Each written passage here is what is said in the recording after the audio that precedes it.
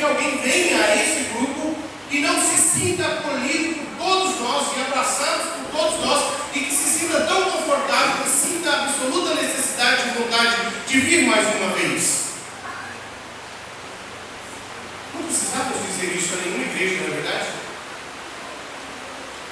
Deveria ser natural, mas muitas vezes não é. No entanto, irmãos, eu estou muito feliz e quero declarar aqui com essa caminhada que vocês estão fazendo aí na Igreja Multiplicadora, nesse esforço de quebrar barreiras e de pensar numa nova igreja, um modelo contemporâneo, que trabalhe com os pequenos grupos, que faça o evangelismo do discipulado relacional, que saiamos dessa nossa condição de estarmos na igreja e imaginemos que somos de fato igreja.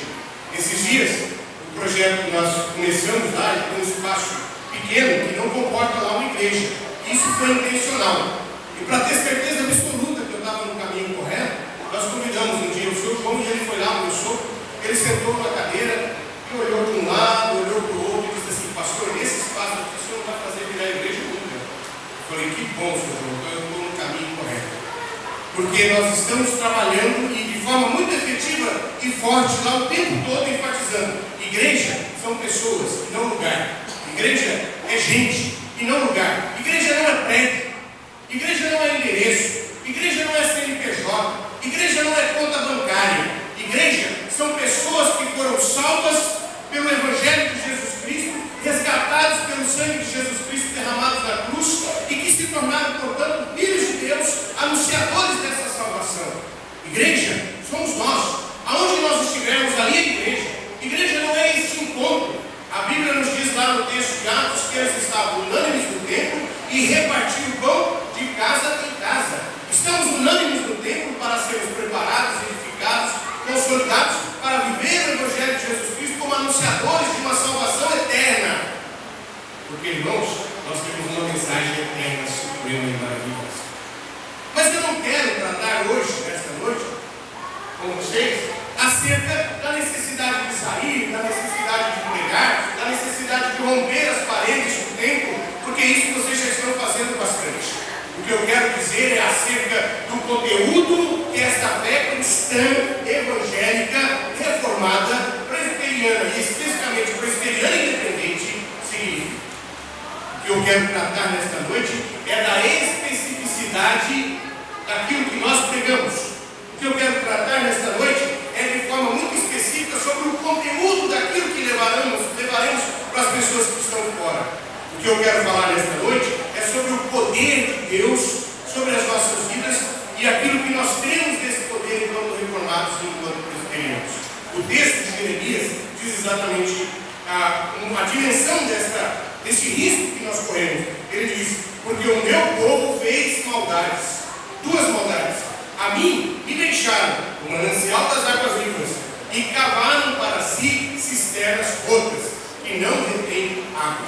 Ou seja, aqui a palavra de Deus está nos dizendo o seguinte: olha, muitas vezes nós deixamos o manancial de água viva e fazemos como que pequenas rotas de água, regos de água com água suja, onde a água não pode ser retida, e nós ficamos com sede no meio de um manancial gigantesco. Ficamos com sede, bebendo água suja, bebendo aquilo que sobra, quando poderíamos beber o manancial da água viva. E aí nesta noite o desafio é: precisamos redescobrir esse manancial de água viva. Precisamos descobrir quem é o nosso Deus. Irmãos, vocês sairão muito mais do que já estão saindo. Mas mais do que sair, é preciso anunciar esse evangelho que impacte as pessoas.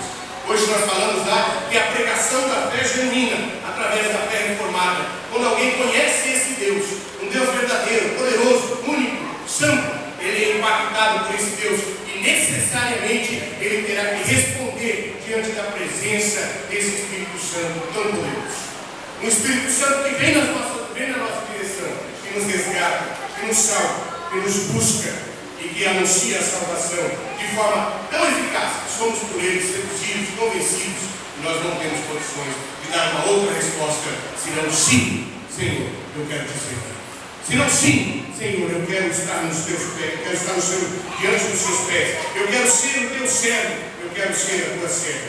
Queridos irmãos e irmãs, há um evangelho que tem sido pregado, que se distancia tremendamente do evangelho genuíno e verdadeiro. Há um discurso que fala sobre um Deus que está a serviço do homem. Há um discurso que fala a respeito de soluções que Deus pode oferecer para as nossas vidas diante das nossas circunstâncias terrenas. O Evangelho que esta igreja presbiteriana independente deve pregar, por conta das suas origens e por conta da sua história, é o Evangelho que nos coloca cara a cara com um Deus poderoso, com um Deus que nos elege, com um Deus que nos busca, com um Deus que vai à nossa direção, um Deus que nos resgata, um Deus que nos convence do mal, que nos convence do pecado. Um Evangelho baseado em 5 pontos, ou 6 pontos fundamentais, que não são negociáveis, que só a Bíblia é a nossa única regra de fé, que só Cristo é o único caminho que pode nos levar a Deus, que só podemos chegar a Deus por meio de Cristo através da graça, e que só podemos alcançar essa graça por meio da fé, e que só Deus é merecedor de toda a glória, e que só Deus é absolutamente soberano. Esta fé, ela não pode negociar, esses pontos são inegociáveis. E aí, irmãos, é muito interessante que quando nós pensamos nessa direção, uma palavra de Calvino que fala sobre a eleição, que vai nos convencendo desta verdade, para que nós nos sintamos de fato impactados por esse Evangelho. Calvino diz que a eleição, ou a busca de Deus sobre nós, a ida do Espírito Santo na nossa direção, nos convencendo do mal, nos regenerando, nos trazendo para Deus, ele diz que isso é uma manifestação da misericórdia de Deus. Todos estavam destituídos da glória de Deus, está lá em Romanos capítulo 3, versículo 23. Porque todos pecaram, todos estão separados da glória de Deus. Irmãos, todos nós iríamos para o inferno. Mas Deus, no seu infinito amor, na sua infinita misericórdia, Ele nos buscou, Ele nos resgatou, Ele nos alcançou e nos regenerou pelo poder do Espírito Santo. Calvino diz assim, que Deus jamais encontrará em nós algo digno de seu amor, senão que Ele nos ama porque Ele é bondoso e misericordioso, e apenas isso, e nada mais. É a eleição incondicional. Deus nos ama porque Ele quis amar. Deus nos ama porque Ele nos amou de uma forma incontrolável, de uma forma inestimável, inexplicável, incomensurável. Porque nos amou de uma forma quase que irresponsável, se pudéssemos dizer que da parte de Deus teria algo irresponsável. Nos amou de uma forma absolutamente inexplicável. Não há nada em nós que Deus pudesse nos amar. Não há nada em nós que pudéssemos trocar. A palavra de Deus nos diz em Romanos capítulo 11, versículo 33 a 36, a profundidade, a riqueza, da sabedoria e do conhecimento de Deus. Quem foi o seu conselheiro? Quem deu a Deus alguma coisa para que Ele viesse a ser restituído? Porque por meio dele, por Ele e para Ele são todas as coisas, glórias, pois a Ele eternamente. Amém. Irmãos, Deus jamais encontraria em nós algo digno de seu amor, senão o fato de que Ele nos amou, porque Ele é bondoso e misericordioso, e não há nada que nós pudéssemos oferecer em troca. Mas, se você ainda tem dúvida disso, e acha que você pode alcançar a salvação pela meritocracia, que você acha que você pode alcançar a salvação porque há algo de bom em você que você pode trocar com Deus, o grande pregador Spurgeon, a respeito da eleição, dizia o seguinte: creio na doutrina da eleição porque tenho absoluta certeza que se Deus não me escolhesse, eu jamais me escolheria. Creio na doutrina da eleição porque tenho absoluta certeza que se Deus não me escolhesse, eu jamais me escolheria. Na minha condição de pecado, na minha condição de miserável, na minha condição de egoísta e egocêntrico, que o bem que eu quero fazer eu não consigo, mas o mal que eu consigo, que eu acabo fazendo todos os dias, jamais me interessaria por Deus, nem pelas suas pressões, nem pelo seu reino, muito menos pelo seu evangelho. Buscaria a realização da minha própria vida, como muitos crentes ainda buscam realização para si mesmo, abandonando a predileção do evangelho e a prioridade do reino de Deus. Como muitos crentes guardam seus dinheiros em riquezas, em poupanças, em bens materiais, ao invés de investir no reino de Deus, todas coisas que aqui ficarão e serão consumidas pela traça e pela ferrugem, quando poderiam ter investido o seu tempo, a sua vida, os seus recursos, os seus dons e os seus ministérios no reino de Deus.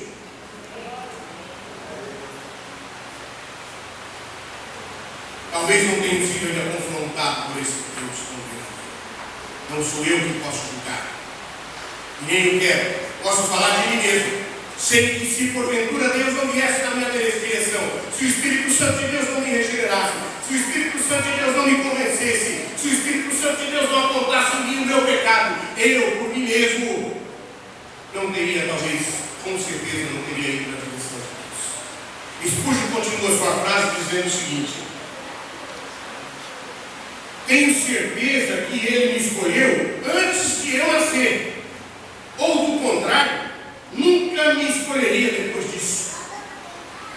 Tenho certeza que Deus me escolheu antes da fundação do mundo, e muito antes que eu nascesse, porque depois que Ele me visse viver da forma miserável, egocêntrica, mentirosa, pecaminosa que eu vivo, Ele jamais me escolheria, porque não teria em mim algo que Ele quisesse amar, mas Ele me amou quando não havia em mim nada que Ele pudesse me amar. Ele me escolheu e me chamou quando eu estava na miséria do meu pecado, e me resgatou, e me trouxe para o reino da sua maravilhosa luz, e me deu vida quando eu não era nada, e agora eu virei povo e povo de Deus. Ele me resgatou, Ele me salvou, Ele me buscou no manancial no lamaçal do pecado, e me trouxe para o reino da sua maravilhosa luz.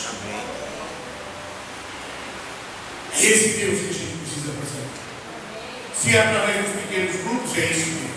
Se é através do discipulado relacional, é esse Deus. Se é através dos cultos no templo, é esse Deus. Se é na praça, é esse Deus. Porque esse Deus, irmãos e irmãs, colocam as vidas de joelhos diante da cruz de Cristo, pedindo ao Senhor: Senhor, eu não mereço, mas eu preciso da sua salvação. Eu peço, Senhor, que o teu sangue derrame sobre a minha vida e me purifique de todo o mal. Creio na doutrina da eleição, porque tenho absoluta certeza que se Deus não me escolhesse, eu jamais o escolheria. Tenho certeza que Ele me escolheu antes de eu nascer, porque do contrário, não me escolheria jamais. Portanto, queridos irmãos, salvos e resgatados pelo Senhor Jesus Cristo, podemos então viver o privilégio de uma vida vinculada a esse Deus que tanto nos amou.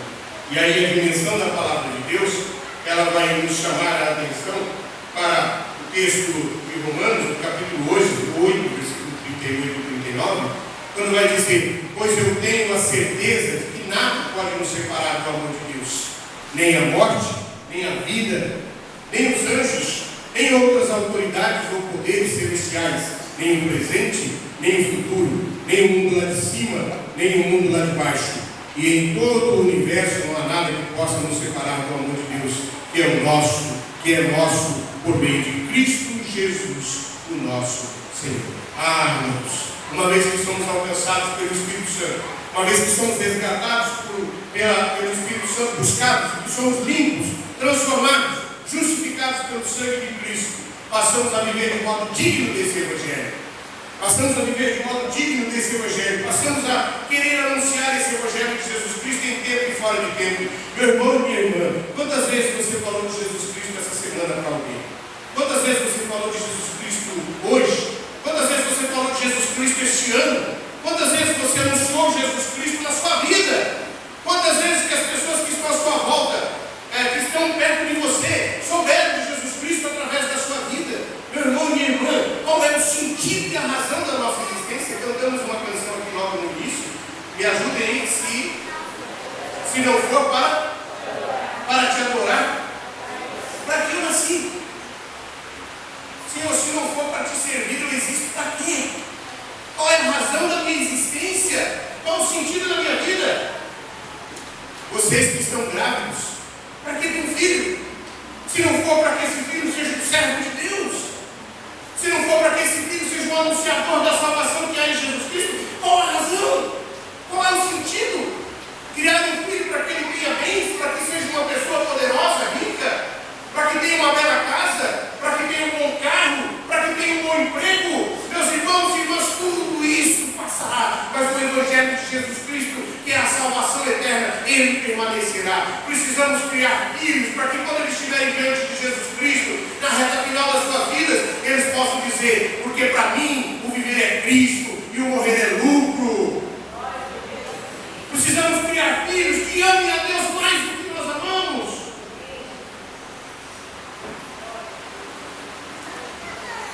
Eu me lembro de uma vez, um pequenininho que estava no berço, olhando para os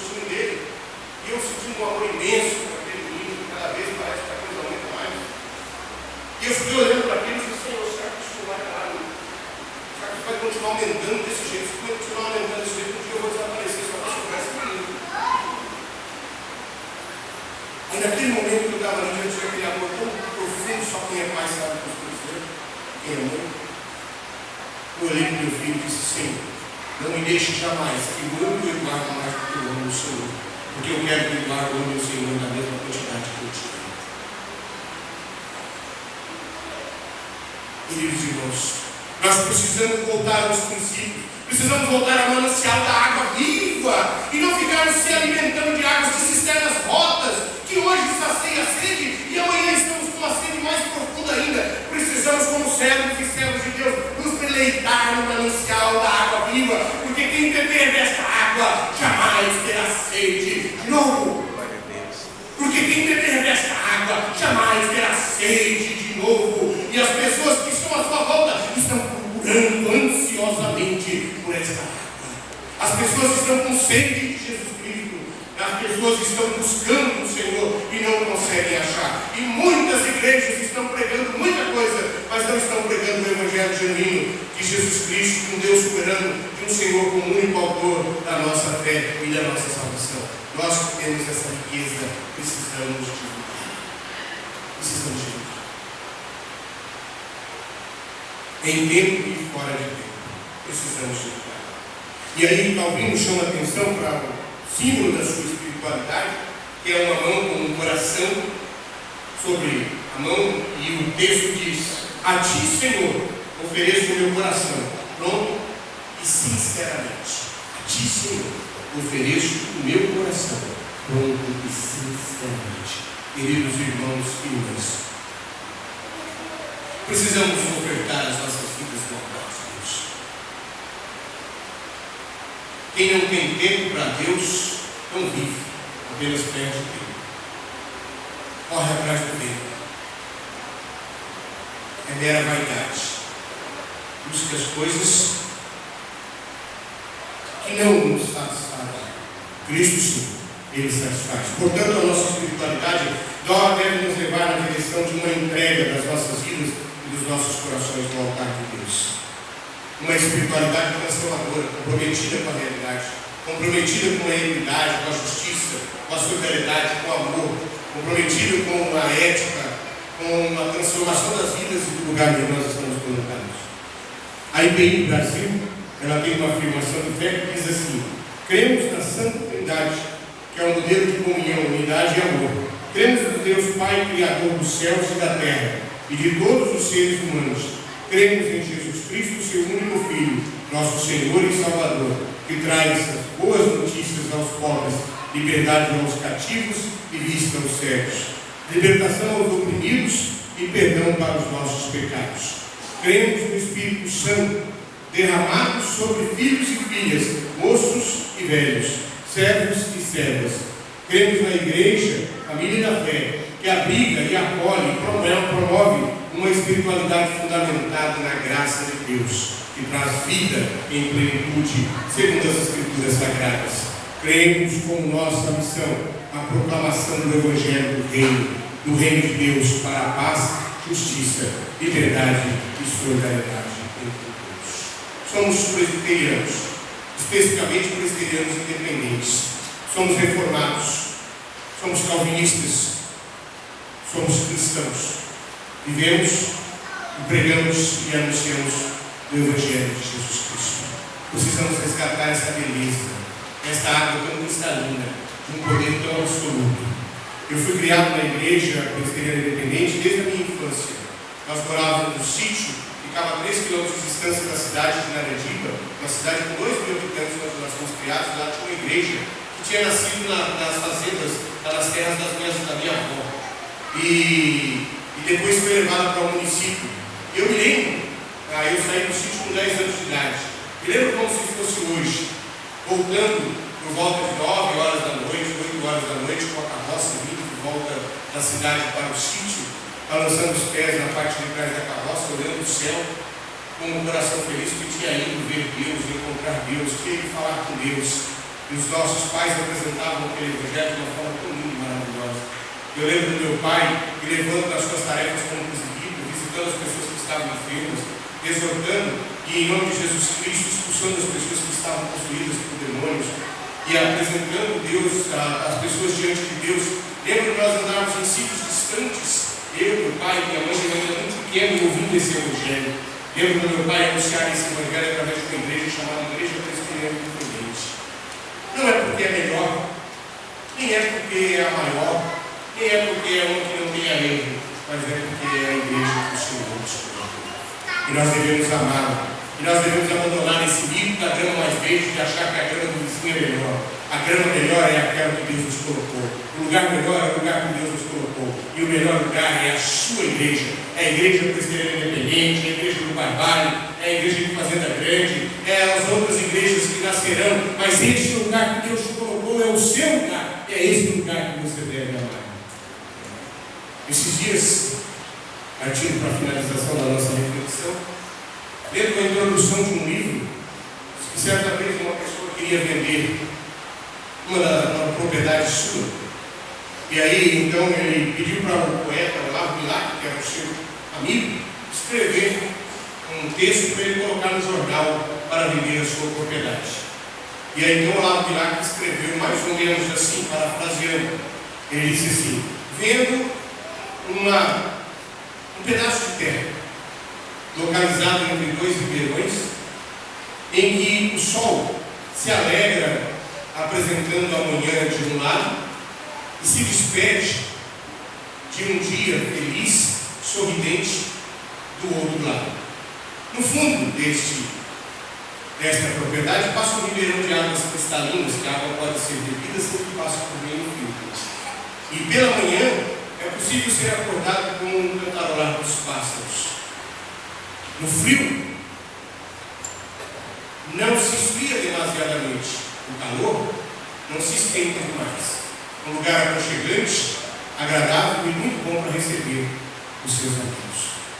Deu o texto para o colega, passou alguns meses, lá quem encontrou o seu colega e disse: e aí, conseguiu vender a propriedade?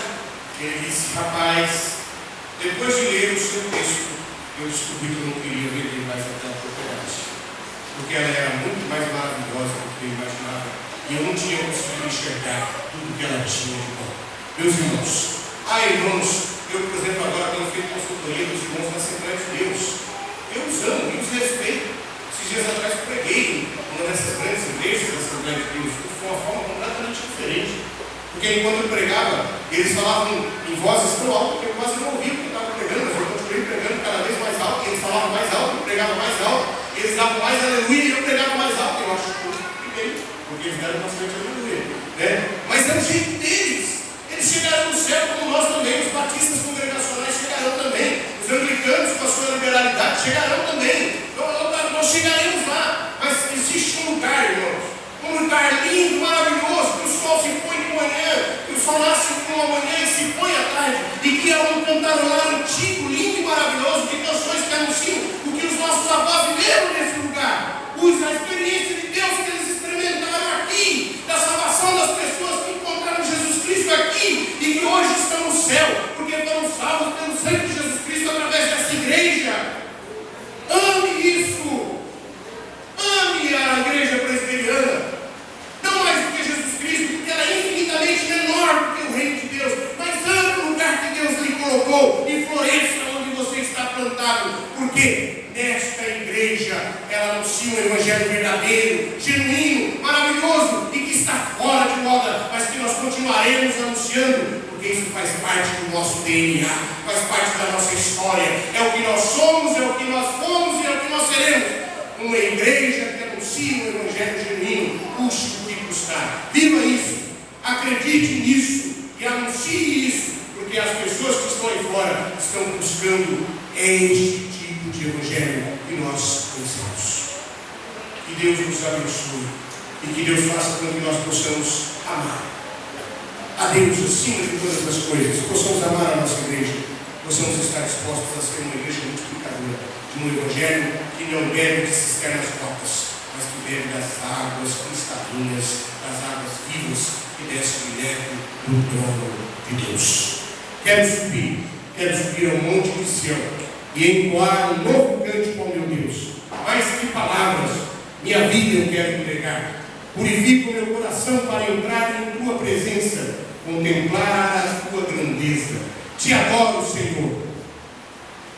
Te adoro, Senhor, em espírito e em verdade, e me prostro aos teus pés na beleza da tua santidade. Te dou o meu louvor, e que seja um cheiro suave e um som agradável a ti, pois digno és.